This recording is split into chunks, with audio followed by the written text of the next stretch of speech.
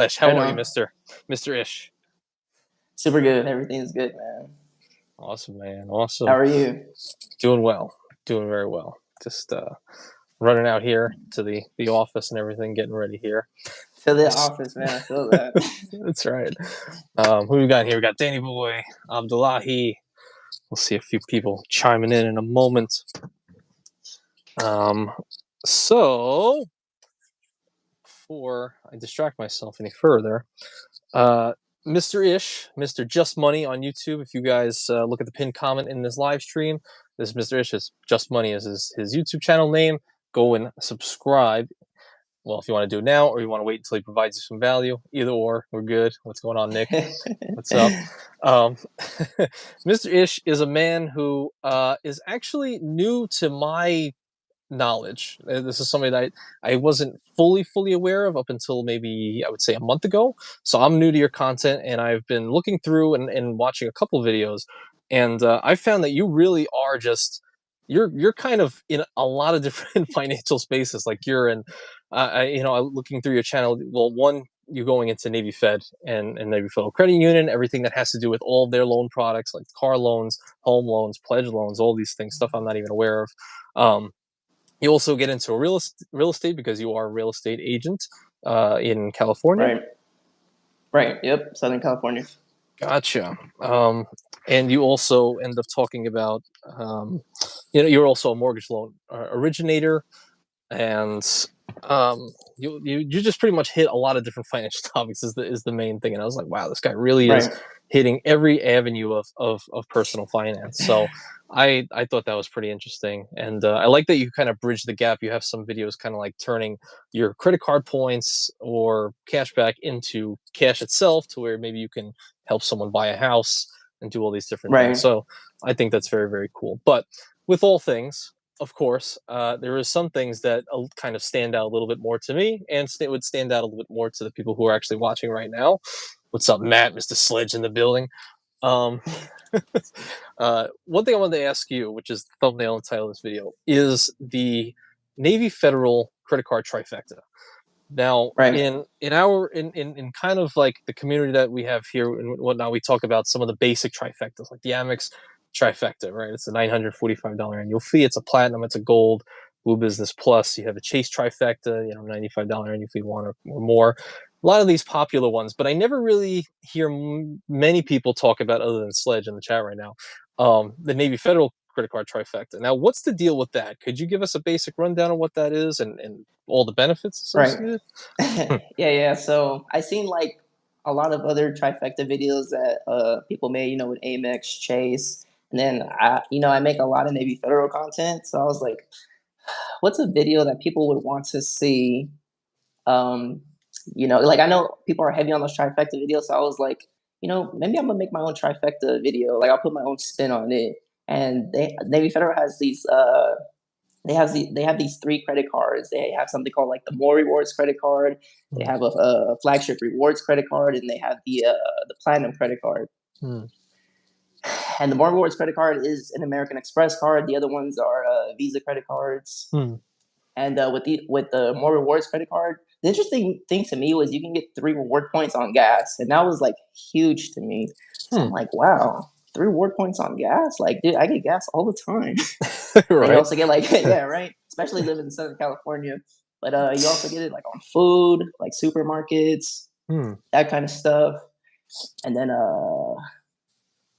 like for the flagship rewards credit card, you get 3 reward points on travel. You get Hmm. 2 reward points on everything else, because with the more rewards credit card, on that credit card, like it has like all these categories to where like you get like 3 reward points. Like I said, the gas, the supermarkets, the what was the other? I can't remember off the top of my head. But it was another good one. But the only downside to that more rewards credit card is you're only getting 1 reward point for every dollar spent if it's not in those Hmm. item categories, right?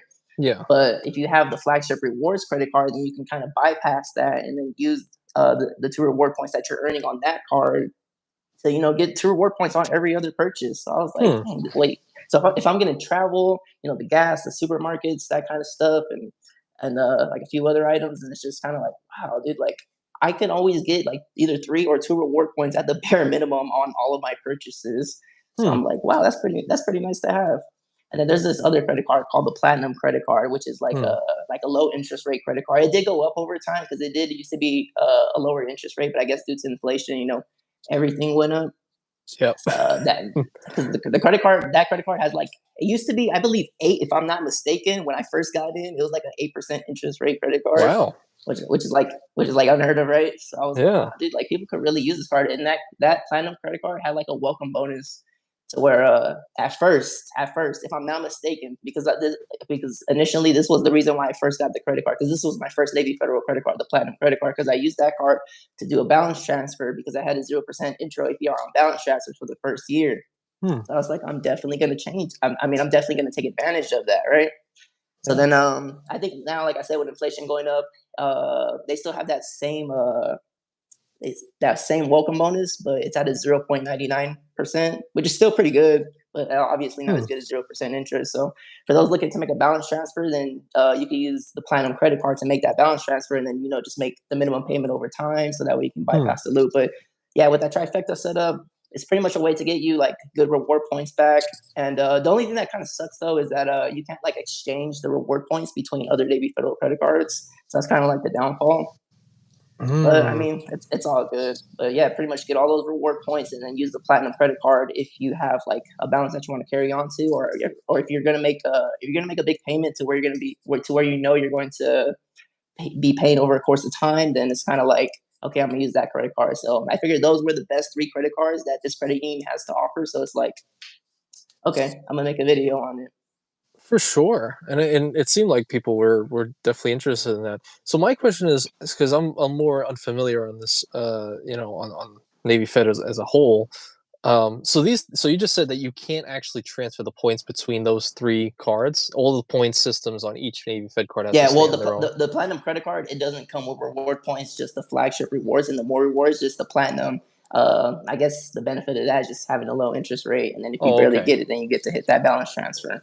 got it, got it. So But they so at have they least, have like other credit mhm, they have other yeah, credit cards, but it's not as good as these three. Like they have something called like the Go Rewards credit card, but hmm, that credit card, it's literally a lesser version of the More Rewards credit card. So, and mm, then they have another one called the Cash Rewards, but it doesn't offer like as many reward points as these other credit cards. got it. So at least if you're gonna have these two, at least these two cards, the flagship and the more awards, what can you do with those points once you earn them? You can redeem them for cash back. You could redeem them for travel, gift cards. I think Amazon purchases too, if I'm not mistaken. Hmm. That kind of stuff. Do you know like any good valuations for it? Like what's the cashback? Is it 1 cent per point or? Yeah, they're worth 1 cent per point. Gotcha. Okay. Okay, that's not that bad because that's like obviously that's one of the things touted if you're a cashback person, and the Chase Trifecta having that Yeah. ability to cash out at a 1 cent per Are you are, point. are you a cashback person? uh, it's funny. Uh, typically, typically, I would say my goal is to build up. Like the way I always put it is, okay, I'll handle the cash side. Like I'll pay for the things that I need to pay for in out of my pocket, out of the bank account, and I'll kind of just build up this cash of convertible currencies, all these points that I can use for travel in the future. So I don't know if I can call myself like team travel now because I haven't really done much, but at least I'm a future team travel person, I would say. Right. So, but funny enough, recently since I'm 724, I'm not really applying for that many cards at the moment. I've been using my Yotta card, and getting a lot of like Right. cash back from that. So for right now, I'm like an only cashback person because I'm just still testing this Yada card and curve combo with that. I'm calling the Godzilla bifecta Right. redo Right. over Yeah. here. No. But For me yeah, personally, yeah, I'm definitely a cashback person because really I don't know. It's just like, yeah, it's just the way I see like redeeming reward points through like travel. Like one thing I've noticed is like it would always be high, like it would be an outrageous price or something like on a different website, then I would pay much lower. So I'd rather just take the cash back and then pay on a different third party website and then get it at even more lower. Or what do you think? interesting. That's how I've seen it.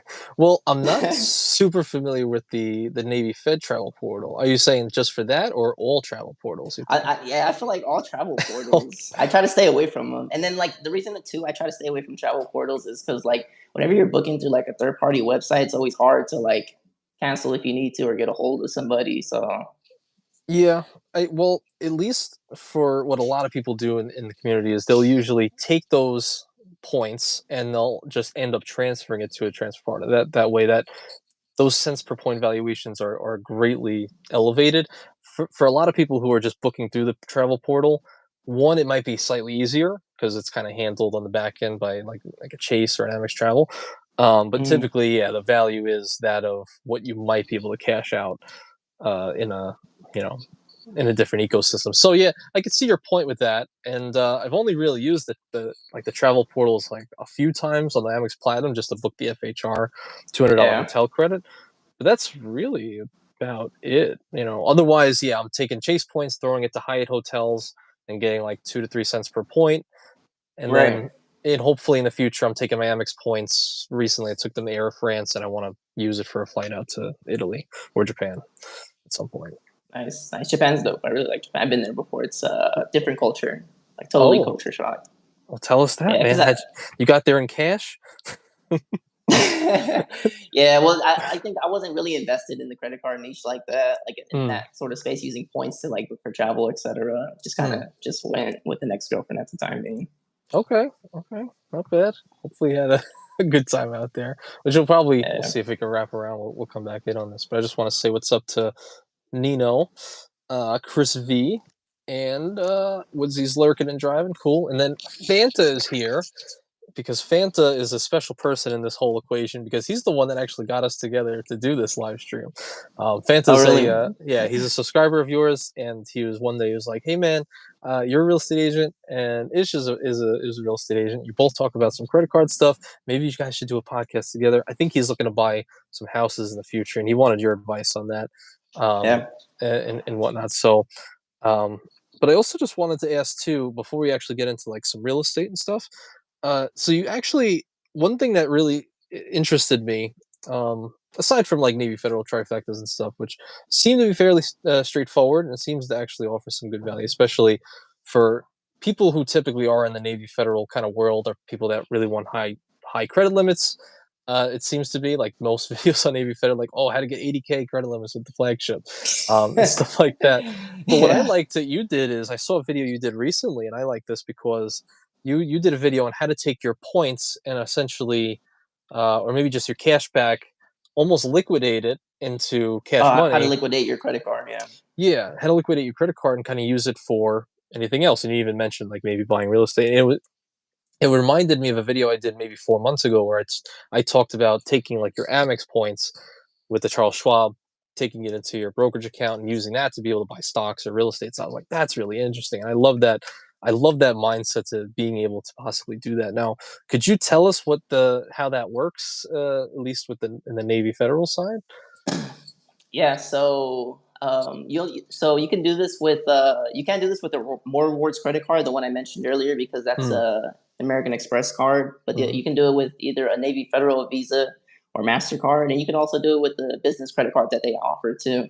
Hmm. So and it makes more sense to do it too with a business card, because if you try to do it on any of your personal credit cards, then if what happens when you use your credit card, your credit utilization is going to go Hmm. up. So and then what does that do to your credit score? Hmm. Good So point. but yeah, you could either they have something called like a Go prepaid card, and you could fund this Go prepaid card with either a credit or a debit card. And then the Hmm. way I was talking about it was using the credit card. You're pretty much like purchasing, I guess. Does that make sense? Purchasing money, but you're pretty much Hmm. putting money on. You're loading money onto that Go prepaid card from your credit Hmm. card, and then you could take that Go prepaid card and just hit an ATM and just take the money out, like literally. Hmm. So, but like I think the only downside was you can only take out about $600 cash a day. But the good thing is Yeah. you're allowed up to like five of these Go prepaid cards.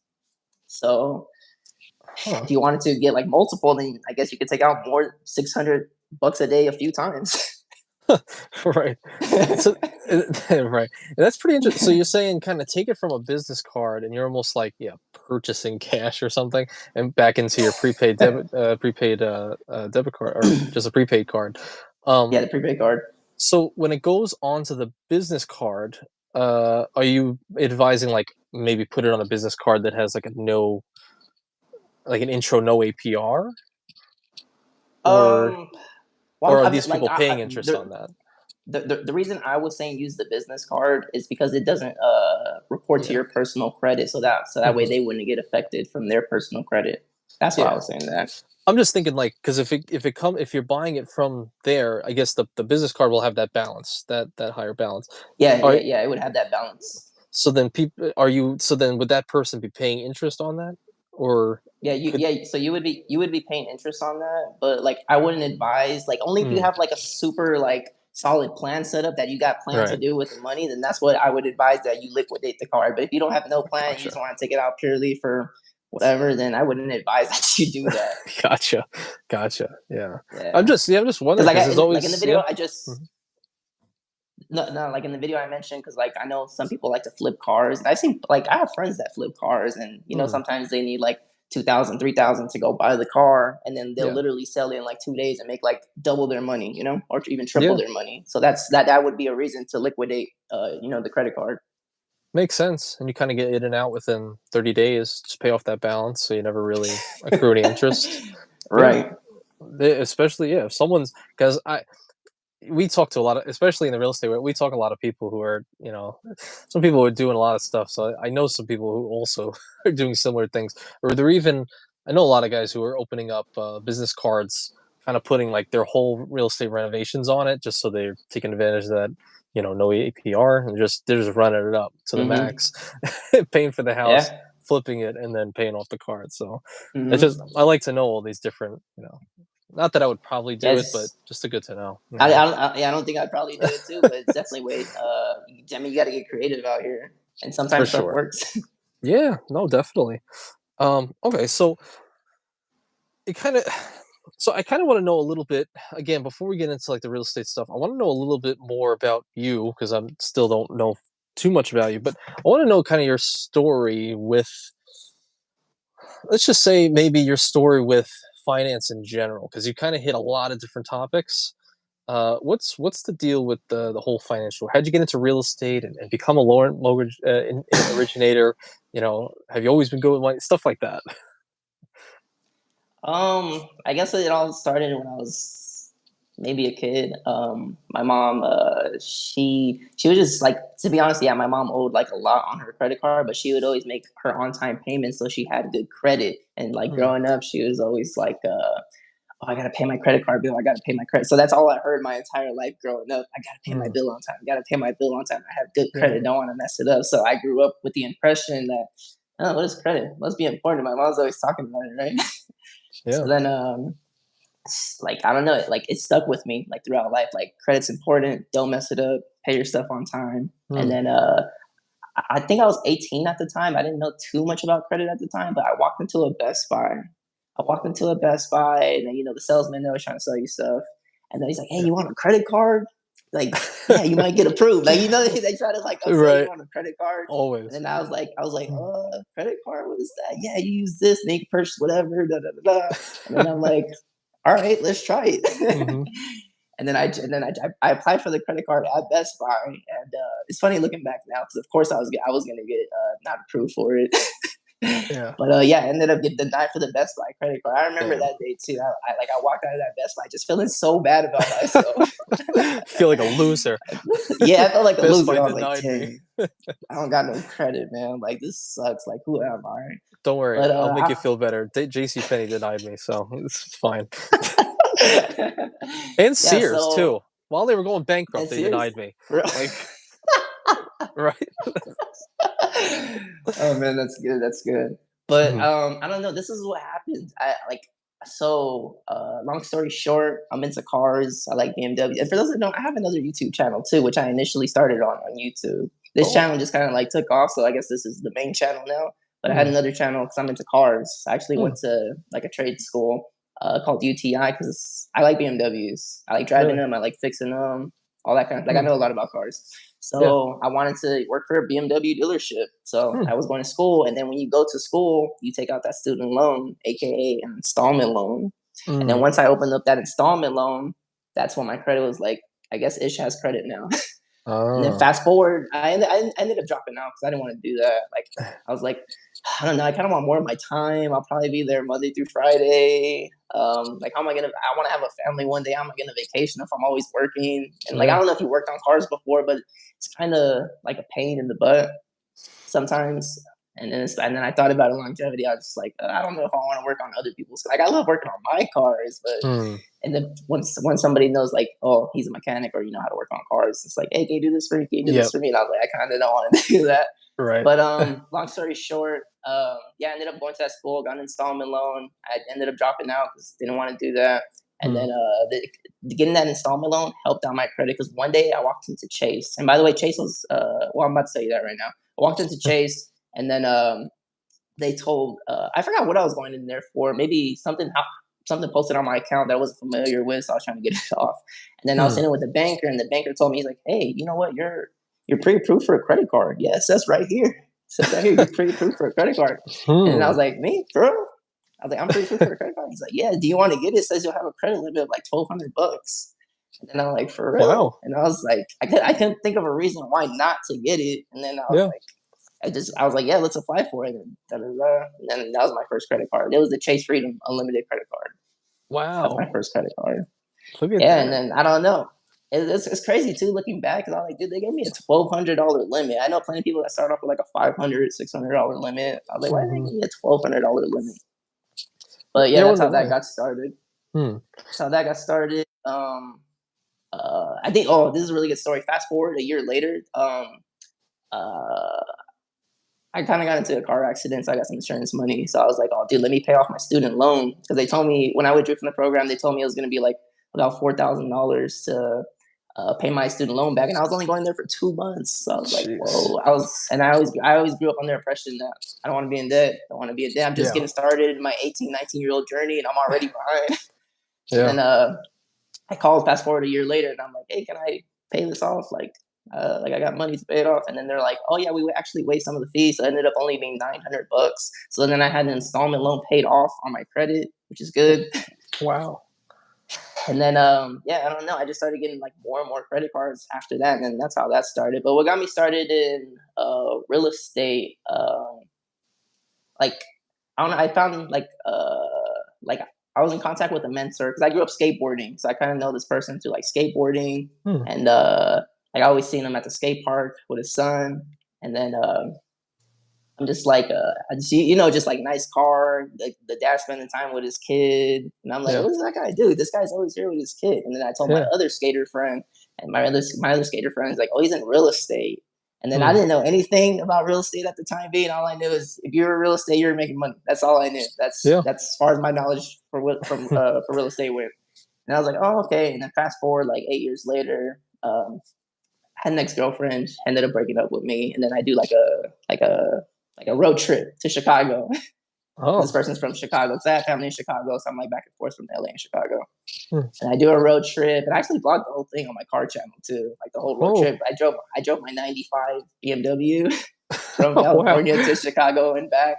Made it no Wow. problem because I ran through the car, so I knew it was gonna make it. But Yeah. yeah, like I met the person. Oh, hey, how are you? Da, da, da, I'm doing good. How are you? And then it kind of just went like he asked me, he's like, hey, what are you doing now? And I was like, oh, you know, I'm just driving Uber and I'm trying to like I guess do the YouTube thing. And he's like, oh, you're not interested in what I do? He's like, and I was like, you do the real estate stuff, right? He's like, yeah. And I was like, you know what? Yeah, I am interested because I always wanted to like own property, like longevity in the future. And this was the Hmm. only person I knew that was like kind of tied into real estate. So I was like, yeah, I was Hmm. interested. So then he's like, "Oh yeah, if you're interested, just meet me here tomorrow." Blah blah blah. And then he started talking to me about real estate, and then pushed me to get my real estate license, and then that's how that started. Got the real estate license, and then the first brokerage I was at though, which is called Keller Williams. Everybody's pretty much familiar with Keller Williams.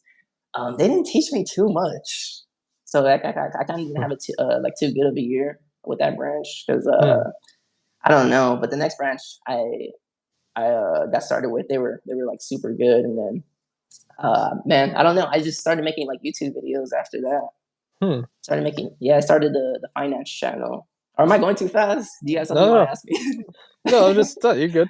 So I'm just wondering, timeline. So you said 18 or 19 is when you kind of got the installment loans for that, the I guess the UTI. Yeah, Um, like 19, I got the installment loan, and then a year later, I paid it off. I think I was 20 years old. Got it. So you did that. When did you? So this mentor and this drive you did. So not so this itself, like Fanta says, road trip to find himself. So this Yeah, no, that's itself, exactly what it was. that itself is not something I want to skip over because I know of which of what this journey might have looked like. So how old were you when that road trip happened? I'm 28 now. That happened at 24, It's always like that 24 and a age. half.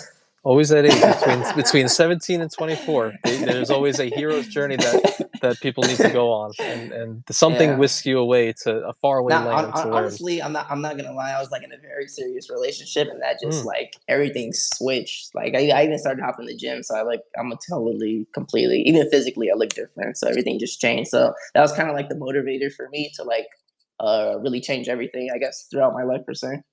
so wow. So that, I mean, not that I want to bring up bad stuff, but it's in the past too. But so how was your life right before that point? Like 23, 22. How was life living for you? Horrible. I'm not Really? even gonna lie to you. It was horrible. It was super horrible. It was yeah. And I would complain to my ex girlfriend. I was like, I don't know what I'm doing with my life. Hmm. Like, what am I I don't even know. Like, I'm an ambitious person naturally, but it's just like I didn't know what the Hmm. vehicle was to get me to where I needed to go. You know what I'm saying? Yeah. So it's just kind Gotcha. of like if you're wandering planet, if you're wandering planet Earth without like any direction, then that's when life is not good. But if you know where you're going, then life tends to get better. So true that is because it's like I can understand where you're coming from. So you probably were in a state where you're like, I remember having this thought. I was like, well, if you work hard enough, you could do anything you want. But for the person that can do anything they want without a direction equals, yeah, a lot of turmoil and a lot of stress. And you're like, I can make money here, I can make money there, but why, which one do I choose for my life? And you kind of Mm-hmm. learn in retrospect, you just have to choose one. Doesn't really matter. You can make them all work. Just choose one, and everything else will fall into place. So right before that time, so you were in a serious relationship. Unfortunately, so you're saying you did, I guess, break up around that time, like 24 ish. Yeah, Gotcha. that's why I did the road trip. So if I didn't do that road trip, I wouldn't have got in contact with the mentor. Never got into real estate. Probably wouldn't have even started the channel. Wow. But what sparked like that idea to like, man, everything sucks.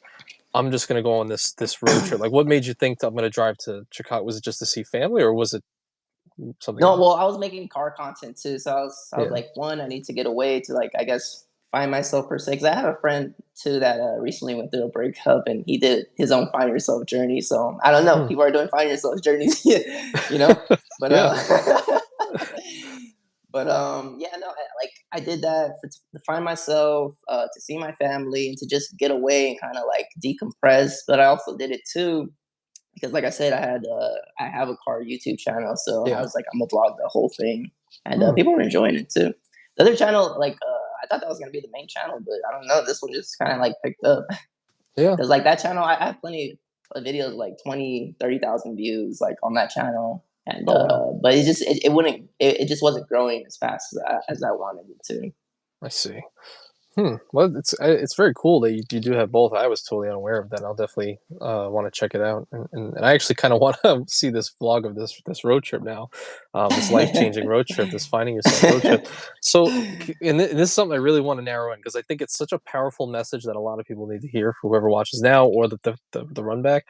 Because I think there's a lot of people out there like you who had maybe bad time, no direction, and in the information age where yeah, you can learn to do whatever you want.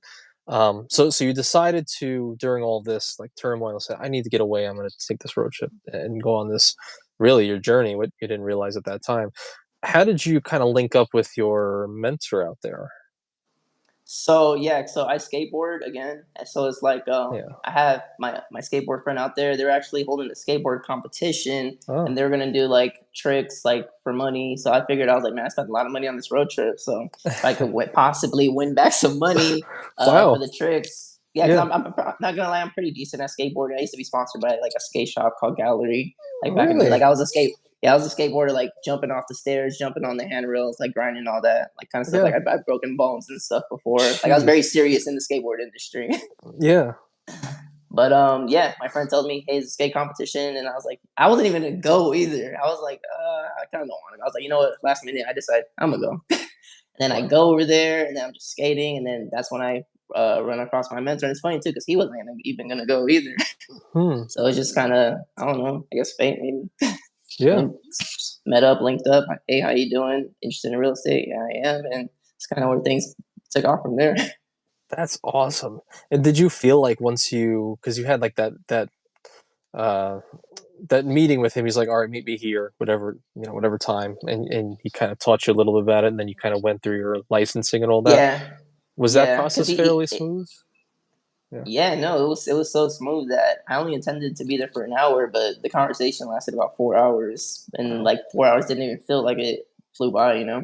Hmm. But yeah, it was just so much information that he like. I was totally unaware about the real estate world. I was like, really, you can do this, you can leverage that.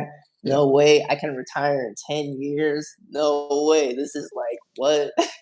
Right. So that's how I got into the real estate world. And like I said, I didn't Wow. know nothing about real estate at the time being, like at all. Gotcha. And so now I guess you've been doing it for 4 or 5 years now, huh? Good amount of time. Like probably like two and a half, two and a Okay. half. I had like I don't know. Shortly after I started the channel right after because like I knew about credit cards, I knew about real estate, and then watching like Graham Stephan, and then a little bit later meet Kevin. I kind of put because I was doing the YouTube thing. I think like 6 months in, I was already monetized on YouTube, which Wow. is crazy because I don't even think I got monetized that fast on my first channel. Hmm. Yeah, but I don't Jeez. know. People started subscribing, but I had stopped doing YouTube. I had like 1,000 subscribers, and I had stopped doing it because I wanted to focus on getting my mortgage loan originator's license. Because Hmm. that same mentor was starting a mortgage company, and he had a mortgage company back in the day that was like very successful. So Hmm. then I figured, I'm gonna get my mortgage loan originator's license so that way I can work for this company. So Hmm. then I was like, okay, let me just stop doing YouTube. I stopped doing YouTube for about 6 months. Hmm. I stopped posting. Like I'm just like, yeah, I need to focus on like getting my mortgage loan originator's license. Like this is just like YouTube was just kind of like a side thing. Yeah. And I was like, yeah, let me focus on getting my mortgage loan originator's license. So then I did that, and that's a gnarly test too, by the way. I will say, Really?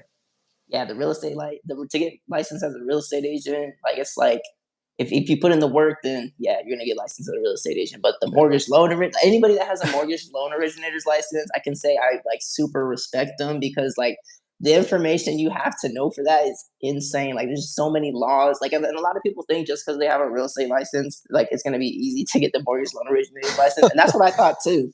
At the Yeah. time, I was like, oh, I already know real estate. Like getting this mortgage license gonna be a breeze. Right. But nah, little did I know that test like chewed me up and spit me out alive twice. And then the thing is, Jeez. like, I don't know how it works over there where you live, but in or in California, if you take the real estate exam, as long as you keep paying, then you can keep taking it over and over and over. But with this mortgage loan originators test, if you fail, you have to wait 30 days to take it again. And then if you fail 3 times in a row, then you have to wait 6 months. Oh God. Yeah, so the pressure was on. I had failed twice. I had Oh, failed twice. jeez. Yeah, I was Oh really no. disappointed because I was talking to other people. They were saying like, "Oh yeah," because like I don't know, like you remember when the interest rates were low during COVID, so everybody's like refinancing their Yeah. home, or everybody wanted to buy, so the prices of homes were like rising like crazy because of Mhm. supply and demand. Well, pretty much if you were like a mortgage loan originator at that time being, everybody was like newly licensed people. You're making like 20,000 a month easy at that Oh, time damn. at Huh. that time. So it's like, oh man. But yeah, I don't know. That's kind of why I stopped focusing on the YouTube so I can focus on getting the mortgage loan originator's license because the main thing I want to get into is real estate investing. That's always been like a dream of mine. Hmm. So not even For so sure. much kind of real estate sales, but more so you really just want to get into real estate No, investment. real estate sales was just a vehicle to get me to real estate investing. If another vehicle to get me to real estate investing comes, then that's I like, as long as I get to real estate investing, that's where it's at. Interesting. Huh. And it seems like that is very true. I'm forgetting that. I think there was an Iced Coffee Hour podcast. I'm forgetting who was actually on, but he recounts a time where he was a real estate agent, and maybe it was Ryan Pineda. I can't remember though. But Yeah, I think I know like he said he absolutely hated it. yeah, I don't know if that's the exact story, but I remember the story was either he hated it because it was very time consuming and stuff, and you have to deal with emotions and you got to do a contract. But then he talked to like a janitor one day, and Uh, the janitor was like, he was like, oh, I want to buy real estate, and he was like, you want to buy real estate, and he was like, oh yeah, and he showed him like, I guess it was maybe like his bank account, one of his bank accounts. It was like a lot of money. It's like, yeah, this is just for my rental properties and stuff like that. He was like, man, I'm doing all this stuff in the real estate world, sales and everything, but the people who are really making the big money are the people that are owning real estate and actually, and keeping that for the long term appreciation, rentals, right. all that stuff. So it's so funny that a lot of us, me myself included, like got into real estate. It's alright, it's just like a little it's like it's a lot of managing, and people don't like certain things, and you have to contract, I don't know, like, Yeah, I'd much it's rather do YouTube. definitely, yeah. It's definitely glamorized through the internet for sure. And like, what's Yeah. that Netflix show, Selling Sunset? That's what it's Oh, called, right? yeah. Selling Sunset. Mhm. Like right there, it's just like glamorized. These real estate agents are making like 80K, 100K. Oh, yeah. Like you don't see like all the back work, like all the door knocking. Like when I first got, I was door knocking, Really? and like Hmm. I had some mean people just take me away. Like, what are you doing in this neighborhood? My Yeah. wife's a real estate agent. Get out of our neighborhood. Right. Everybody's wife's a real estate agent somehow. Like, alright. I'm happy for you. Yeah, we don't Yeah, need another one of you real estate agents in this house. That's yeah. funny. That's what I hear Yeah. too. Every so there's a lot of people that say like, dude, everybody's a real estate agent in California. Yeah, I've heard that a million times when I was pursuing my licensing, but I was like, in at least in my mind when I first started, I was like, well, nobody's gonna spend more time than me. It's like it's impossible. Like it's just like Mhm. from my past job and spending long times, whatever. But until I found that, I was like, you got to have the clientele, and you have to get to that clientele. They have to come to you at some Yeah. point and kind of Man, deal with that. you know what? It's crazy because like during when I was like I have my YouTube channel, right? I was using my YouTube channel as leverage to try to get clients, Yeah, and it was working. really. I'll do open houses for other agents, and then like 15 other agents want to do, like, if it's a new house that like really popped up on the market, then all the agents are like sharks, man. They're like, hey, can I do the open house for you? Can I do the open house for you? Because if you do an open house, then that's how you would generate the Yeah. leads and bring the clients in.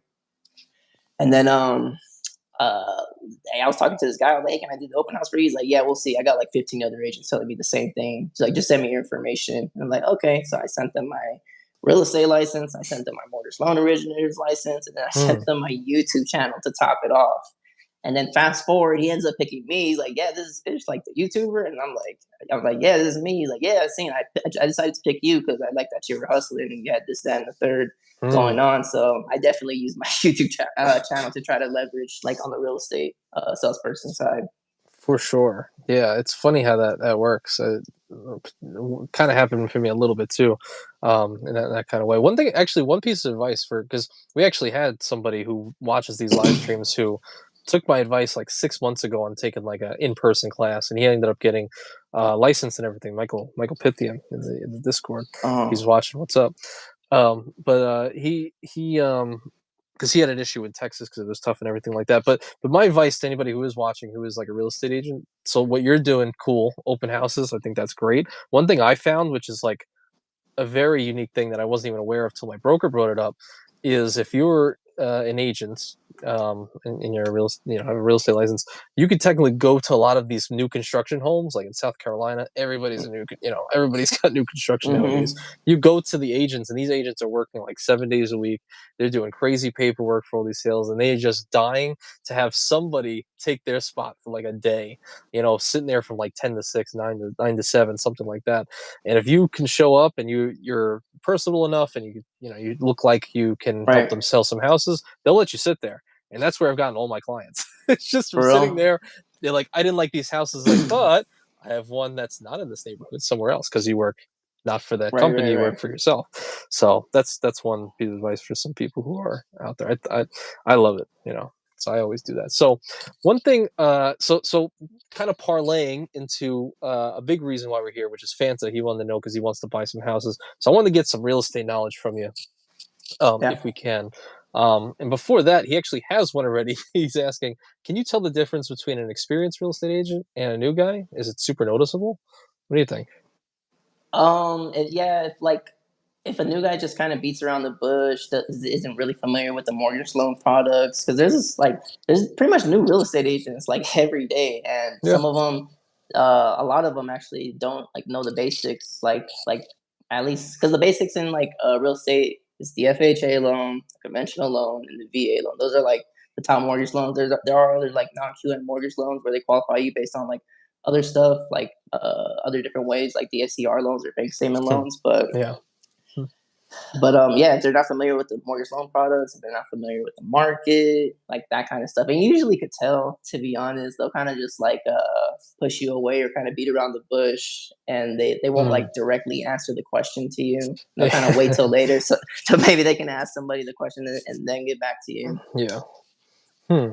Yeah, I would say, and I'm still new myself. I'm only licensed for a year and 2 months. So anytime I've learned a lot just from me, Kevin, over the years. So that's why I've had a lot of good base in that information. But other than that, if I don't know an answer, I'll be like, I really don't know. Let me ask somebody. Like, I literally don't even, For real? because I know what you're saying. There's a lot of people that are just like, yeah, he's like, well, no, it's all right. Yeah, but I'll just say, Yeah, let me figure this out, and then I'll let you know if it's like yeah, because another agent I talking to like me.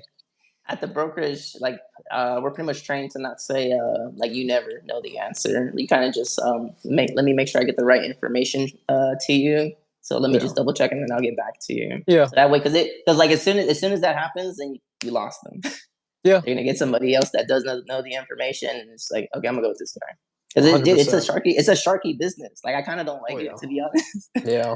But Yeah. Some of the like agents are like a how you little. said, Yeah. I rather like do the YouTube thing for Yeah. sure. Definitely. And Fanta says his cousin became a real estate agent last year. I 100% wouldn't trust him. Yeah, That's funny. no, man. When I was doing open houses, like I'll talk to like potential leads and stuff, and I'm like, oh, yeah, I got a real estate agent. And they'll be like, oh yeah, my cousin just getting her real estate license. But then like you have to ask these Yeah. people, like, do you trust somebody new? Do you trust somebody new to like handle like one of the biggest purchases of your life that kind of doesn't know what they're doing just so they can make a little bit of money? Yeah. And it's like, is that really worth it? Yeah. 100%. Yeah.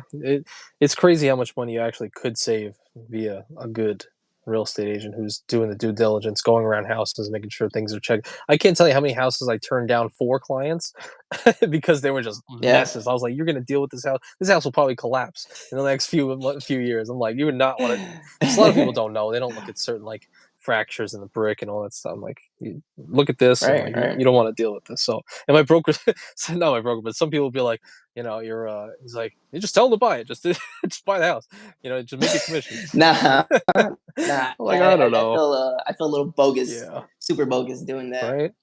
Like, Um, yeah, yeah, yeah, mhm. you're making money, but at the same time, you kind of want to like I'm gonna get the best service. Like I never cared about like the money I made as long as I like delivered the services like as best as I could. Yeah, Because I feel like the money comes, but like at the same time, I want to help them because they're looking at us like the professionals, and we have to look out for their best interests.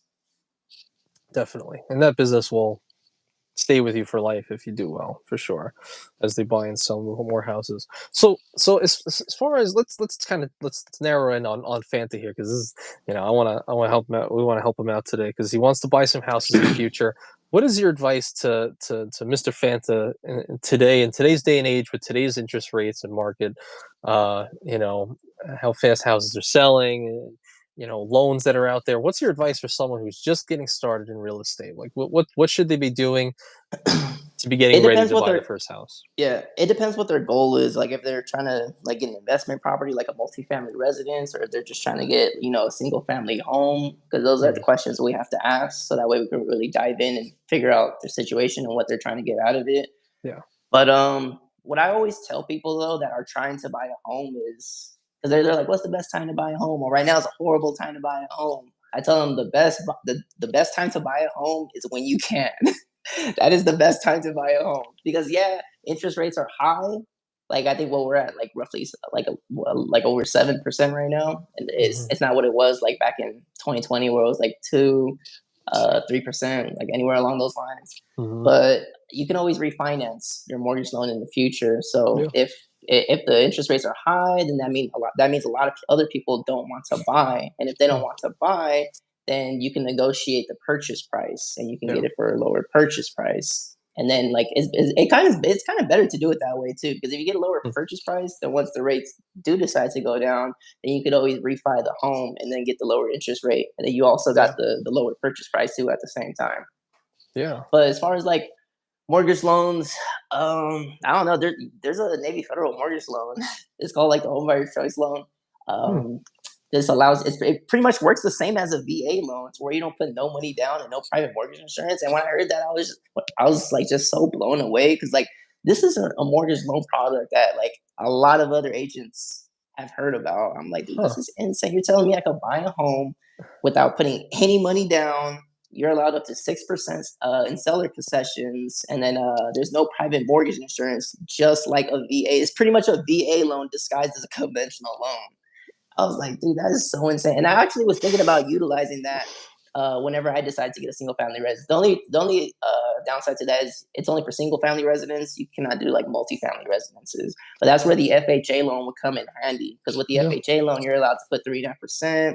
Minimum credit FICO score is 580, and then you're allowed to buy a one all the way to a 4 unit residence. And that's what most real estate investors do. They use the power of the FHA loan, only put 3.5% down. So for example, if a property costs like 500,000, then 3.5% of that is going to be like $17,500, and that's all you would need to put down. So you would put that down, and then what? You got like a threeplex, 3 units. You already have like two tenants in there, and then you live in one, and that's the requirement. You have to live in one of the units in order to qualify for the FHA loan. One of those units have to be your primary residence. Hmm. And then if the real estate agent is good enough, then they can negotiate the closing costs. And closing costs is usually about 3% of the purchase price. So in this case, we're going back to the same example, which is 500,000. It would be like roughly like 15,000 for the closing costs. So you're really supposed to pay the down payment plus the closing costs. Everything pretty much out the door is like roughly $32,000. Like I said, Hmm. if you have a good enough real estate agent, then they can negotiate those closing costs, and that comes like from the mortgage loan money. So they would just get that from the seller credits the buyer, Hmm. and then yeah, you would get away without paying closing costs out of pocket. And Yeah. that's like the best thing. So really, you all you would need to do is just put the down payment, and then maybe get a home inspection and pest inspection, that kind of stuff. And yeah, you would get away with buying a $500,000 home with only putting like less than what 18, 19 grand down. Yeah. If That's you do that's it the correct way, because I know a lot of yeah. people they don't know about the loopholes, but that's why real estate agents get paid what they get paid, so that way they can help you out. Because you got to think about it, like if it's like lawyers, let's say you get in a car crash, you don't know what to do. The lawyer knows what to do. Because I got in a car Yeah. crash before, and Yeah. like I tried to fight the case myself, but they just wouldn't. They wouldn't. I guess they wouldn't respect me. But as soon as because I was trying to fight a case for like a year, and they would not like do nothing. They wouldn't like, even though the other person was 100% at fault. But once I lawyered up, he had that case closed in a month, and Wow. that's why you pay for that service, because they know Hmm. what to do. For sure. So I like what you said earlier, and obviously everything you just said, but I like what you said a little bit earlier about how, despite rates being very high, maybe for a single family residence, it's going to be 7% around there at the moment. I like what you said that you can maybe in this current environment, since it's not a lot of buyers because it's hard to qualify, you can kind of negotiate the purchase price down with an agent, and that's could be a good time to buy. It's like, and you said when you can. So if you have enough money to be able to do it, cool. So Anthony got Andre 3000 as a guest. Nice. I don't know who that is. Sounds funny though. I'm gonna check it out after. I think I know what he's talking about. Freaking Gabe. What's going on, Gabe? But I like what you said. It's almost as if it doesn't really matter necessarily when you're buying a house. Just make sure that you can cover the payments, whatever they may be. And in the future, you could always, well, if it goes up, cool. Okay, you got a better rate than everyone else. Hmm. If it goes down, you could always refinance.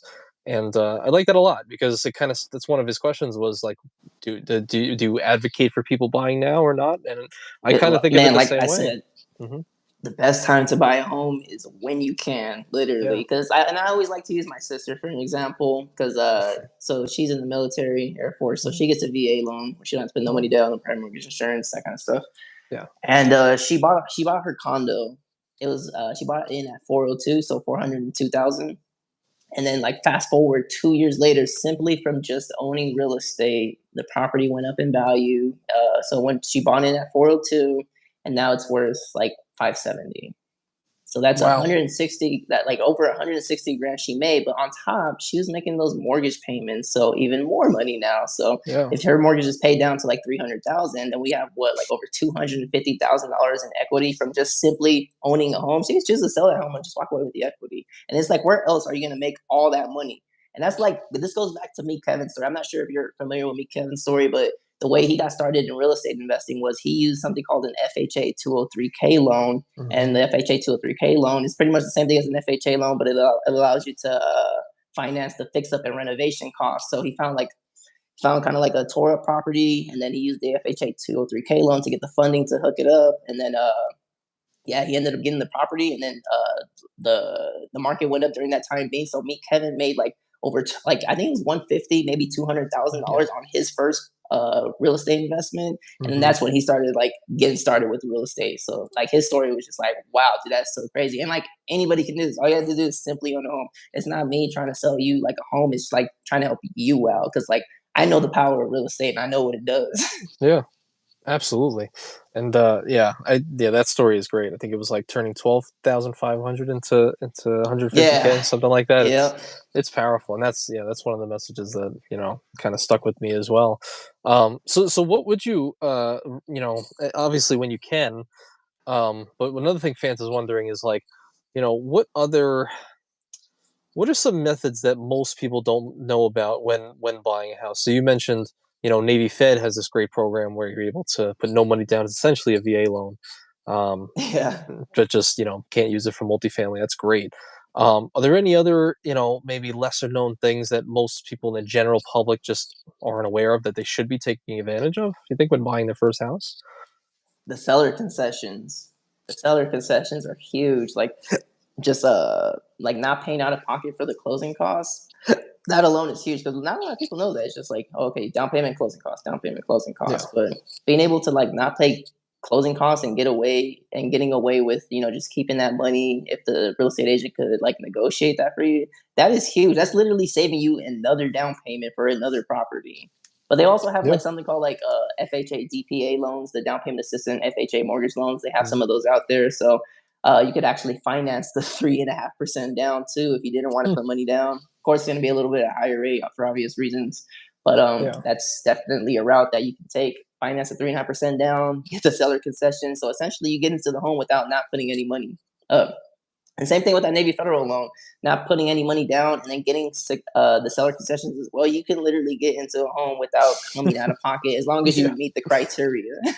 It's true.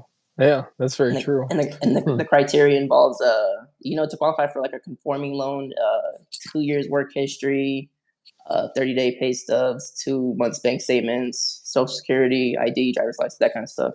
Yeah. Definitely. Yeah, it's very true. And I think just the I mean, all of those different loan products are great.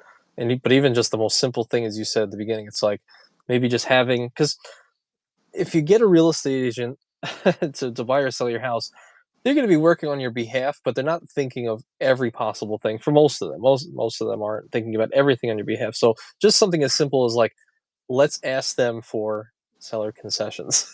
like as simple Mm-hmm. as that is, just like simple text to your agent and say, let's just ask them if they can pay our closing costs.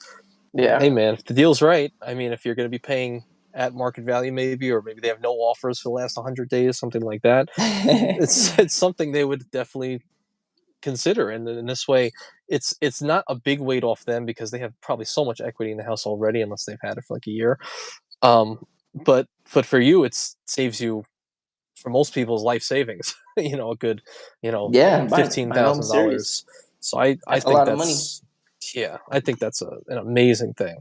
Um, Yeah, But yeah, just that fact. that's pretty much what I always push. Like, if the time to buy a home is when you can, Yeah, literally. Like yeah, when I it think comes that's time great. for me to get something, like I'm not if it's a high price, if it's bad rate, whatever, I'm getting my foot in the door. Yeah. And like you want to get your foot in the door so you can start. Because I think they're saying, do you follow that guy Thatch Nguyen? No. Like the real estate investor guy, the Asian real estate investor guy has kids. Mm. Well, anyways, that guy, him, and then a few others are supposed to be saying that whoever buys real estate right now, the next 10-year appreciation wave is going to be crazy. Yeah, I could see. I see. I've been thinking. Now this is also to like maybe some beginners who are watching at the moment, just kind of getting into their first thing, which I myself included. One thing I've been thinking about, maybe get your thoughts on. So if I'm a person just starting out, right? Like again, maybe if I'm a Fanta or if I want to buy maybe a duplex as my first property, um, in this current environment, we're hitting 7% interest rates, stuff like that. If I can afford the mortgage payment, cool. I get in the property. Maybe I use an FHA loan and I only put 3.5 down. Do you see a world in the future where maybe say it's 3 years down the road where interest rates actually start coming down a little bit, maybe towards like 5%, something like that? And cool, okay, you do refinance and you're able to bring your monthly payment down. Awesome. But do you see a world where, because typically there's like an inverse relationship, right? Like if the interest rates go down, the buying power goes up for most people. So it's like 10% each percentage point. So do you see a Right. world where someone buys right now at 7%, house is 300K, refinances in 2 years, and since the rates go down, there's many more buyers in the market, which means your prices may go Yeah, up to price is like gonna. around Yeah, no, 400. I definitely think that's gonna happen for sure in the next 2 years. Hmm. Maybe not right. Maybe not this year. Maybe like towards like middle after, like mid next year. They're probably projected to start going down. At least that's what I think. But Hmm. what was I gonna say? I was gonna say something really good right now. No, there's also something you can use those same seller concessions to get a 2-1 buy down. Hmm. So like with how the 2-1 buy down works is so like you can buy down the rate. So the first year it would go down 2 points. So if the interest rates are 7, then the first year would go down to 5%. And then the second year it would go down 1%. So that would be Hmm. 6%. And then it would go back to 7%. But we're hoping in that time frame Hmm. the interest rates go down and you're able to refi. So you can use Yeah. those seller concessions to buy down the interest rate to give you some time. Yeah. Definitely. I think that's a good idea. I think a lot of people, a lot of banks are starting to push that at the Hmm. moment. Um, I do also think a good metric to follow too, if you are buying your first property, as I've helped a lot of people do it, is just talking to the banks. Like whatever their lender is, or if they don't have one, your lenders, just talk to the banks, have a meeting with them. I don't know how it is in other states, but South Carolina is very meeting based. So you talk to people face to Yeah. face, where in New York that didn't happen. It was a phone call and like goodbye. But here you actually sit down, you get lunch with certain people like lenders and whatnot, and you get to just learn about all the different loan products. And you just like just someone like without any knowledge. I just went up to this one dude who I use all the time now, and he told me about all these different programs that are kind of like that Navy Federal one you're talking about. So I think just even that alone, if it might seem weird, might seem crazy, but as just a regular guy walking around, just call up one of your local banks, the one that you might think you might want to lend with, and just have a conversation with them about what could benefit you Yeah, the most. once your credit gets pulled, if I'm not mistaken, I think it's about 45 days. You have to keep shopping for mortgage loans because the credit bureaus they know you're shopping around, so you Mm, keep getting your credit pulled because you're shopping around for like the best rates or whatever. yeah, Because there's a lot of different mortgage loan products out there that yeah, like I thought I knew like a good amount, but yeah, it's just like so much more out there that I didn't know of. So you definitely got to go out there and find whatever you're trying to find. But there's a mortgage loan out there called a DSCR loan. This is a yeah, non qualified mortgage loan. So I think it stands for debt service coverage ratio loan, and they're like mm, this is mostly for investors to where they use the income that the property is already making to qualify you for the mortgage loan. So yeah, they don't even need to look at income and that kind of stuff. yeah. You just need like a good credit score and a good down payment. Yeah, I actually have a guy who's trying to get that loan. It's hard to find someone who actually will service that loan at the moment. Trying to find somebody that will do it. Yeah, there's some Uh, DSCR loans out there for like 15%, hmm, 15% down. interesting. Yeah, you got to find Um, people, talk to people. so for again for like some beginners, what would you say is your advice for someone just like Can you give can you give us maybe just quick actionable steps that you can take? I'm 21 years old right now, and I want to have a house by the time I'm 23. 2 years, or maybe 24, 25, a few years. Like, what are the first steps you think one should take to get all the way to the process where they can own that first house? Yeah. Just even before 21, I think just even investing in yourself, seeing what you like doing, see what you like Hmm. doing as a job, try to find like a good job to where you're making like pretty decent money, and then just stay at that job. And as you stay at the job, try not to have like too much overhead that you're paying back every month, because the lenders look at that. Hmm. They look at your debt to income ratio. They just look at what your minimum payments are monthly. Yeah. So try not to have too much overhead. Be at the job for 2 years, so that way you can qualify for that conforming loan. Yeah. Or for those that have a partner out there, you can buddy up with your partner, and you guys can get the mortgage loan together. For those who want to do that, Hmm. although I would recommend that like if someone has like a girlfriend or something or that kind of stuff, then or a partner, what I would say is you get your FHA loan and then have her get her FHA loan, or Hmm. him get his FHA loan. And because you're only allowed one FHA loan at a time. So because if Hmm. you guys end up getting married, then you're viewed jointly now. So Oh. you only get one FHA loan. But if you already have your FHA loan, she gets her, or him, the other partner gets their FHA loan, then she might have a she or he might have a three family residence, and this person might have a three family Hmm. residence, and you can combine together, boom, six family residence. Wow, You guys are that's a married good now. point. Never thought about that. Hmm. Interesting.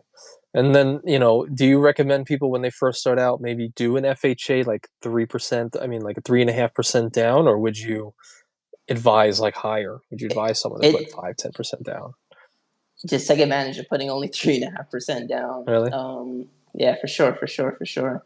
Because if you're only putting 3.5% down, then the extra money you do have later on, you can use that money to get another 3.5% down. But like I said, you're Hmm. only allowed one FHA loan at a time. What most people Hmm. tend to do is they refinance into a conventional loan, and Hmm. then now that's a conventional loan, you no longer have an FHA loan. And then guess what? Now you're able to get another FHA loan, 3.5% down. So Hmm. take advantage of that. That's what people. That's what the real estate investors. They get an FHA loan. It's called like the housing hack. They get a new Yeah. house like every year or 2 years. Yeah. So you're saying you could just continue doing that, if it's Yeah, I don't know. this is how like Yeah. most millionaires are made. If I'm not mistaken, it's through real estate. Yeah. But I they, they mean, they they like a use that 300 same. k, like a 300K house. Okay, let me save up just like minimum probably around $15,000 for the down payment, and maybe you don't get concessions, closing costs. So you save that up 15 grand, and then you're saying like if I have another 15 grand, maybe a year later, I can go and get another FHA loan and get an next house and Exactly. rinse and repeat. Exactly. And then Interesting. during that time period, you're going to be paying your mortgage down anyway. So you're collecting equity, and then hopefully the market most likely will appreciate at the same time. So you'll be able to Hmm. put that money out, and then just doing it over, recycling the money over and over and over. That's why I want to get into real estate investing, because you're recycling. It's pretty much like once you're in, you're good, but just Hmm. getting your feet in the door. And this is why I said the Yeah. perfect time to buy is when you can just get your feet in the door. Mm, yeah, and if it makes sense, the money's right for sure. What about as a first property? Would you recommend would you just go straight for the fourplex, or would you start with a single I would go family? What do you straight for think? the four flex, but it depends. Like what you got going on in your personal life. Like Yeah, maybe someone has a family, they want a single family yeah, residence, and they're not worried about real estate investing or that kind of stuff. Me personally, I for sure would go for the multifamily residence first, without right. no questions asked. It's true. But It's something yeah, that a lot of people don't talk about is the yeah, spouse, because the like partner. if like if you get like a multifamily residence, then you're literally renting the other units to other people, and they're literally paying your mortgage off, and then Yeah. whatever money you have, you just get to keep for yourself, or maybe you only pay a little bit adding to your mortgage, and then like like a year later, you're able to move somebody in there, and then boom, you're already working on the next property, and then you got these guys paying your mortgage. Maybe you're collecting an extra $1,000 in cash flow, maybe $2,000 in cash Hmm. flow, and then now you have passive income, and then you do that a few times, 5 years, you're retired. Yeah. And you've met people who've done that, and like your mentor and stuff like that, who gave you that advice. That's pretty cool. Um, I also wanted to a little bit of an interesting question actually, which was uh, was wondering, have you? So after okay, so this is actually pretty interesting. So this is a fun, kind of almost fun question. So have you Yeah. maybe not fun for them, but the question is they had was have you ever had a situation where people were really excited, like, okay, I'm gonna buy a house, cool, all right, awesome, and then you go through their finances, and you're like, you can't, there's nothing, you can't buy anything, like you don't have enough income, your credit score is not there.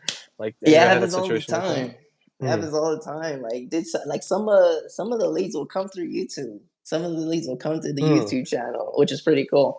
But Yeah. yeah, they'll like reach out. They'll tell me. I was working like a good amount that came from YouTube too, Wow. and it's just something like I don't know, something's always popping up. So that's why like if you're trying to buy a home, like probably you should start like looking like a year in advance. Like start getting Hmm. things ready. Like talk to a real estate agent a year in advance, so that way you know what to work on. Because there's definitely case scenarios to where like some people will say this is what their credit score is, and then boom, you run the credit score. That's not Hmm. actually the credit score. Yeah. Or like maybe their debt to income ratio is too high, or they might buy like a high price car like a Tesla right before they're trying to get the mortgage loan, like that kind of stuff. For And sure. then they don't qualify for as much no more. And That's a good point. That's a really good point. There are a lot of people who do just take on some debt, whatever form that may be, right before getting pre-approved. You just killed your debt to income ratio. Absolutely killed yeah, it. but we're trained to pre-screen the client though for sure. We pre-screen them. Just Yeah. tell me like, oh, you know, where you working at, what's your monthly debt, what you're Yeah. making, et cetera, and pretty much be able to tell them on the spot, like roughly. I like that advice. I like the like start working with an agent a year out to make sure you can see, unless you know everything's like set up already. But if you have no idea, to start getting everything kind of set up. Right. What about your advice for like how to choose a real estate agent? Because a lot of people go with the first one, and that's usually the wrong. Not always, but it could be the wrong choice. Any advice on how to pick your real estate agent? Um, I guess just do your own due diligence. Per se, just hit a couple brokerages, or like a lot of real estate agents work is from word of mouth. So it's usually like if this person's good, then they'll usually recommend you to somebody else. So if someone's talking about this, and if they did a good job selling their home, then I guess contact that person. Or if you're Mm, familiar, like some people they were familiar with me on YouTube, so they would reach out yeah. to me because maybe they don't know any other real estate agents and that kind of stuff. So they're like, oh, Ish makes videos. He seems to know a little bit what he's talking about. So let me reach out to him. So Hmm. yeah, I guess it's just word of mouth, or I guess based on what you see. Because some Hmm. Mm. agents, no one's gonna tell you that they're new. No one's gonna tell you that they're No, no, new. That's everyone's just gonna. always how it is. Yeah. Yeah, it's true. Yeah, it's. I can imagine it's very tough. Because usually it's just like, all right, someone's very personable, cool. A lot of people are, and you talk to them, you're like, oh, good energy, and then you get into the process, Yeah. and they have no idea like how to save Yeah, you the money. biggest thing too, like the real Yeah. estate agent could be good, but you want to go with somebody that you kind of like, I guess, correlate with. You like, you feel like kind of good about them, have a good connection with them. And Hmm. like when I always met people, like I try to not talk about anything about real estate because I try to like actually meet the person for who they are, what kind of person Yeah. they are, what are they like doing. Okay, this person's an actual full person, because that's like you want to tap into like the emotion side, so that way they feel like some kind of a bond with you, I guess per se. Yeah. And because if you have like if someone that you're not really good with, then it's gonna be kind of weird and awkward. It's like I don't want to work with that guy. Right. Yeah, you can't. And I know a lot of people Yeah, who actually have done all that. Yeah, it's like just bad experiences with them. Um, so that's cool. I have a couple rapid fire questions if you're game for it. yeah. I try my best. Okay, I mean not like you have to just first answer like buzzer in, but just a couple ones that I thought would require maybe quick answers. Um, he was wondering also, do you really need 2 years of income to get into a To get a house? property. Yeah, do you need 2 years? No, we can get you. We can get you in on a 1 year conventional loan. What else? What else? And there's also other mortgage loans out there that are not conforming loans, like non QM, non qualified mortgage loans, where they don't really go Hmm. based off the 2 years. They go based on other stuff. But the non Hmm. QM loans, you have to put more money down. Hmm. That kind of stuff. Like there's always ways. There's always ways that at least at my last brokerage, like I seen the impossible just turned possible. Like someone that wasn't even like reporting any income will just like make them file taxes. And then we'll hook them up with this guy, and they'll just pay the taxes amount, and then boom, now they have a letter saying they can get this mortgage loan. So Wow. there's definitely ways around it, but the best way and the best rate is to just have the 2 years if you want like the best rate, and if you want as less hiccups as Hmm. possible. Makes But it's sense. for sure, it's for sure still doable. You can get it without the 2 years. You don't need it. Got it. Got it. Um, Another question was, how often do sellers pay for like the buyer's closing costs? How often do you see that? Almost all of the percent of the time. Really? The only time it doesn't happen is when like somebody has like a strong offer. Because like if the person selling their home, they're going over it with their listing agent. They're like, all these offers are coming in, and if someone has like a cash offer, then this guy is asking for seller concessions. This person is not asking for seller concessions. So Hmm. we're gonna give it to this guy. Or if you Yeah. have like if you want to go in without like lifting all contingencies and that kind of stuff. So pretty much if the offer looks better, then they're not gonna take your offer up. But like I said, that's up to the real estate agent to negotiate that for you. If he's good enough, then probably make it happen. Because I've Definitely. seen it. Like if there's a better offer out there, but if the real estate agent has a good enough relationship with the other real estate agent, then Yeah. you could probably make it work.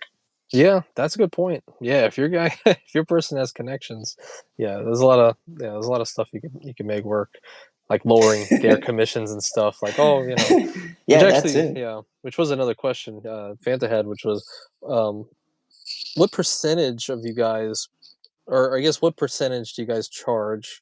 Is it a flat fee or does it change from house to house? Like, what's the commission rates and stuff?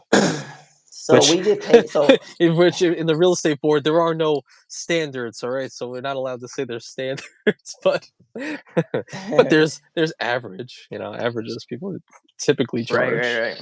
right. Yeah, so if you're working with a buyer, you don't pay the buyer nothing unless that's agreed upon. But in like 99.9% cases, that's not agreed upon because the buyer, like if you're working with a buyer real estate agent, then they're gonna get paid by the seller. They're like 9 times out of 10, almost if not all the time, you're not gonna require to pay them because they're getting paid by the seller. And how that works is the seller is the one that's really charging the person that wants to list their home, Mm, the seller. So how that works is then that's negotiated when they set that contract. Like they might brain freeze. mm, Yeah, that's negotiated by this with the seller, and then like it's usually around 6%. But like some people would do it for less, but our at my brokers were never trained to do it for less than 6% because it's like, mm. dude, the person couldn't even sell you on 6%. So how do you expect for them to sell you or for them to help you get the most money for your home? Yeah, definitely. Yeah, so unless like you got like a good friendship with the person personally, then it's like yeah. Other than that, but usually it's usually divvied upon the three. So the seller agent's going to take 3%, and the other 3% usually goes to the buyer's agent. But some selling agents might get a little greedy, and they might keep 4.5%, and then the person only ends up getting 1.5, or even 2.5% sometimes. But yeah, to answer the question, if you're a buyer, then you don't have to pay the real estate agent anything. But if you're a seller, then after you sell your home, then the real estate agent's going to take the proceeds Mm, of got it. either 3 to 6%. Yeah, yeah. We're just most people for sure, and just like houses and stuff. All right, Fanta. Any other any other questions, Fanta? Let's see. Let's see if No this guy worries, no knows more. worries. And Mr. Wandering Doc just trickled in. He's our residential real estate guy actually. Uh, he's got some stuff going on, but some properties. Keith in the chat actually asked, "You think rates will go lower next year? The U.S. economy seems to be handling the current rates pretty well, and the Fed doesn't like to adjust rates much in the presidential election year." Hmm. I think maybe in 2 years. I'm not sure next year. I mean, I'm not a fortune teller, can't tell the future, unfortunately, but I think in 2 years it will go down. But that Yeah. shouldn't discourage anybody from buying right now, for sure. Yeah. Yeah. For sure. I still have that thought in my head. I'm like, man, if rates go down and then maybe buying power goes up, people want to buy more houses. Like you'll not only get a lower rate plus appreciation after the fact, but who knows? It could be the same rates or higher for 10 years. Who knows what ends up happening in the Yeah. world? World is pretty wild. Um, I so I do actually, unfortunately, I let myself go crazy. Uh, at the moment, got no other questions, but you guys pretty much covered all. Thank you. I do have to leave in the next 5 minutes. But was there anything that you also wanted to share with anybody at all? A um, message? let's see. I do. Yeah, actually, there's something I do want to share. I seen like in I don't know the YouTube finance world. I seen you before you reached out. I seen Cal Burton. Is that his Yeah, name? yeah, Cal Barn. Cal Burton. That guy Credit Fraud. That kid Spencer Johnson. He's been growing like super duper fast. I noticed him when he was like at 2K. Yeah. What who else? Who else? That girl Diana Plays. She's been Mm, growing pretty quick. She does a good job on her work. yeah. Who else? What's that guy's name that lives in Hawaii? Oh, Chase Yokoyama. That guy. I noticed that guy. Even that CJ guy, I noticed him too. Like I Mm, watch, like I keep eyes on yeah. it to see what's going on. Like Mm, in the niche, see what's working, see how everybody's doing. I did notice you guys had like a like I don't know what you guys are on. You guys like but I always see you guys like connecting with each other, which I think is really cool. yeah. Hmm. Um, but yeah, no, I noticed like pretty much everything, man. Like all these other YouTubers, because like I mean, this is like we're not just not gonna see nobody else's videos, you know. Yeah. Definitely. No, I think So, but yeah, it's. no, I just want to Mhm. say it's cool and that it's cool that everybody's doing their thing and everybody's growing too. Dude, that kid Spencer Johnson, that kid's been growing like really quick. Yeah, he's wild. Yeah, he's good. He's good. I'm He is not gonna lie, wild. that kid is pretty good. Oh yeah, yeah. We've been Let's see. Yeah, we've been talking since, well, all those people you mentioned, and then some. Some people all kind of knew each other since Yeah, you know 300, 1 to 600 subs, something like that. So it's yeah. pretty wild. Also, that guy Daniel Braun, I discovered him when he was like at Who? 15,000 subscribers. Isn't that his Who's name that Daniel guy? Braun? Who is that? I have no idea who he is. No, I'm kidding. yeah, Yeah, no, he's yeah, killing yeah. it. I found him at 15,000 subscribers. I think I was like a little under 1,000 subscribers Mm, when he first like caught my attention. yeah, But that guy he was like growing fast because I know for sure like I seen him growing and that's when I kind of stopped to like pursue the mortgage loan originators license thing. yeah. And then I came back and then all these channels were blowing up. I'm like, dude, I was like, why did I leave? Oh Lord. Well, it Yeah, a seems lot of like them you're were still gaining a lot killing of it though, traction. which is great.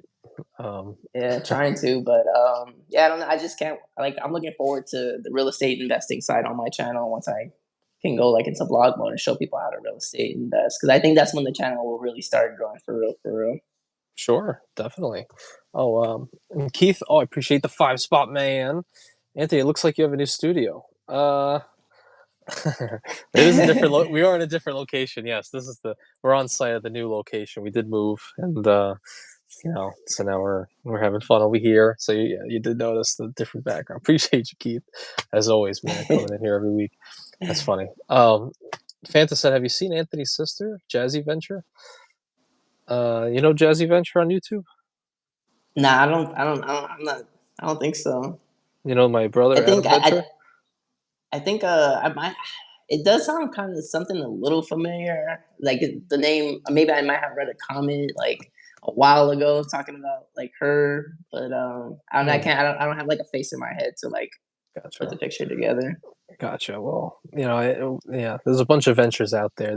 Some people were just wondering like which venture is your favorite. So I just hope it's me. Oh, bro. Uh, I just hope so. That's funny. That's funny. But um, yeah, I don't know. I guess that's my story. I just skateboard. I'm into cars, into BMWs. Got another YouTube channel. Just make content. I try to upload every. I've been trying to do 3 days or yeah, 3 days out of the week, and I've been trying to do YouTube Shorts every day. But it gets tough. It's because like I edit my own videos. hmm, And it's I'm like I don't know like if you edit your own videos, but it's a lot of work. yeah. Oh yeah. Oh yeah. But yeah, right now I'm doing the YouTube thing like full time right now. So I'm actually in a different country right now. Are you? Yeah, I'm in Colombia. right now. What you doing? Oh So my I'm not god. yet.